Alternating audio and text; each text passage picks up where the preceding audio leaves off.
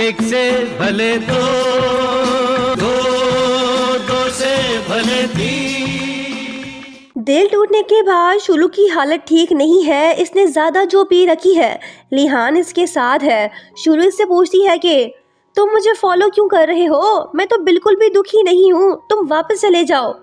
लिहान बोलता है कि तुम्हारी हरकतों ने मुझे बेचैन करके रख दिया है।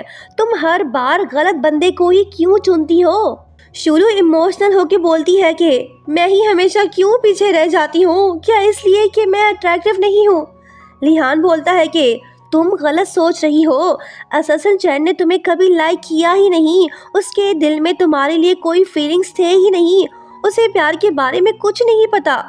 शुलू इससे पूछती है कि ओ अच्छा, तुम्हें तो बड़ा पता है। तुम तो मुझे लाइक नहीं करते ना। मुझे तो कोई भी लाइक नहीं करेगा। मेरी तो किस्मत ही खराब है। सबके सब धोखेबाज है। मुझे अकेला छोड़ दो। ये बात बोल के शुलू जाने लगती है। लिहान इसे रोकता है और गले से लगा लेता है। सीन काफी रोमांटिक है पर लड़की दुखी है। लिहान कहने लगता है कि किसने कहा कि मैं तुम्हें लाइक नहीं करता? ये बात बोल के ये फिर से शुलू को गले से लगा लेता है, पर ये तो होश में नहीं है। अब इसे ये सारी बातें याद रहेंगी भी या नहीं, ये तो हमें कल सुबह को ही पता चल पाएगा। नेक्स्ट मॉर्निंग शुलू अचानक से उठ पड़ती है। इसने देखा एक डरावना सपना जिसमें था इसका सजना। हम लिहान की बात कर रहे हैं। शुलू को फिलहाल तो कुछ भी याद नहीं आ रहा। फेंगशु इसे बताता है कि कल रात लिहान तुम्हें यहाँ पे छोड़ के गया था। ये बात सुन शुलू बोलती है कि कोई बात नहीं, मैं अब से उससे दूर रहूंगी।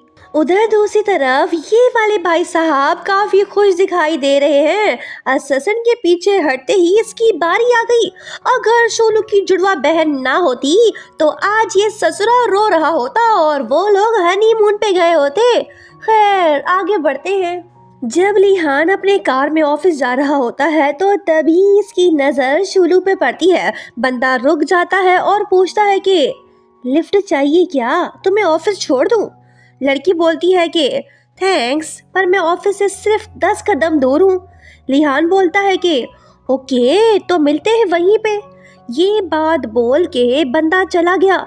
शुलू सोचती है कि हे, इसे क्या हुआ? ये बदला बदला सा लग रहा है। कहीं इसने कोई गलत दवाई तो नहीं खा ली? ऑफिस में शुलू और अससन चैन का आमना सामना होता है। बंदा शर्मिंदा है, वो सॉरी बोलता है। शुलू कहती है कि कोई बात नहीं, फीलिंग्स को कंट्रोल नहीं किया जा सकता, पर तुम गलत पर्सन को लाइक कर बैठे हो। मेरी सिस्टर को पटाना कोई आसान काम नहीं है। ये लो उसका नंबर और पता, ट्राई कर लो। किस्मत ने साथ दिया तो तुम जिंदा जरूर लौट आओगे। असिस्टेंट कहता है कि थैंक यू, और मुझे तुम्हें एक ज़रूरी बात बतानी है। हमारे बॉस काफ़ी काइंड और केयरिंग पर्सन है। ये वही अम्ब्रेला है जो मैंने तुम्हें उस रात दिया था। हकीकत तो ये है कि बॉस ने मुझे तुम्हें ये देने को कहा था। अब तुम खुद अंदाज़ा लगा लो कि वो कैसे इंसान है। ये बातें सुन के शुलू का दिल पिघलता है। जब ये लिहान से मिलती है तो उसकी थोड़ी बहुत तारीफ करती है। यही नहीं, ये उसे थैंक्स भी बोलती है। लिहान का चेहरा खिल उठा, पर जब लड़की वापस जाने लगती है तो ये इसे रोकता है और पूछने लगता है कि तुम बस थैंक्स बोलने आई हो? कल रात वाली बातें तुम्हें याद नहीं है क्या? शुलू बोलती है कि कल रात क्या हुआ था? हाँ, याद आया। मैं होश में नहीं थी, फिर भी सही सलामत घर पहुंच गई। लिहान मुस्कुरा के कहने लगता है कि शुक्र है कि तुम्हें सब कुछ याद है। शुलू बोलती है कि अच्छा हुआ बॉस आप मुझे घर ले आए, नहीं तो मुझे टैक्सी लेना पड़ जाती। ये बात सुन लिहान की हंसी बंद होती है। लड़की से वो सब नहीं बता रही जो ये सुनना चाहता है। ये शुलू के पास आके पूछने लगता है कि तुम्हें बस ये सब याद है, बाकी कुछ याद नहीं? शुलू बोलती है कि सॉरी बॉस, अब मैं चलती हूँ, बाय।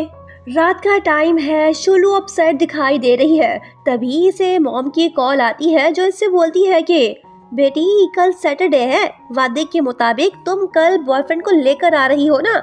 मैंने सारा बंदोबस्त कर लिया है, टाइम पे पहुँच जाना। ओहो, एक और मुसीबत। अससन से ब्रेकअप के बाद अब ये न्यू बॉयफ्रेंड कहाँ से लाए? यही बात इसे परेशान कर रही है। आइडिया। मैं अससन चैन को बोलती हूँ कि वो मेरा फेक बॉयफ्रेंड बने और कल मेरे साथ चले। इसके बदले मैं निंगशु को चेस करने में उसकी हेल्प करूंगी। हाँ, ये ठीक रहेगा। अभी उससे मैसेज करती हूँ, कल उससे मिलती हूँ। शुलू यही करती है।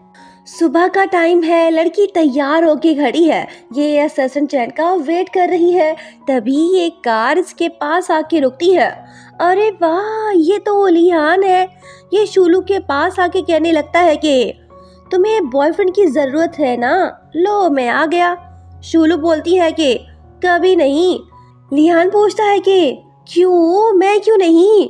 शुलू बोलती है कि अपनी ड्रेसिंग तो देख, तुम तो किसी कंपनी के अससन नहीं लगते। इस तरह से तो मॉम को शक हो जाएगा। लिहान पूछता है कि तो अब क्या करना है। शुलू सोचती है कि मुझे इसकी हेल्प लेनी होगी, इसके अलावा कोई और चारा भी तो नहीं है। ये लिहान से बोलती है कि फॉलो मी। बंदा सोचता है कि वाह यार, इतनी जल्दी मान गई। दूसरी तरफ स्ट्रॉन्ग गर्ल निंगशु अपने बॉक्सिंग क्लब में लोगों को ट्रेन कर रही है। लो जी, अससन चैन इससे मिलने आ गया। ये चाहता है कि निंगशु इसकी गर्लफ्रेंड बने, पर वो तो इसे साफ मना कर देती है।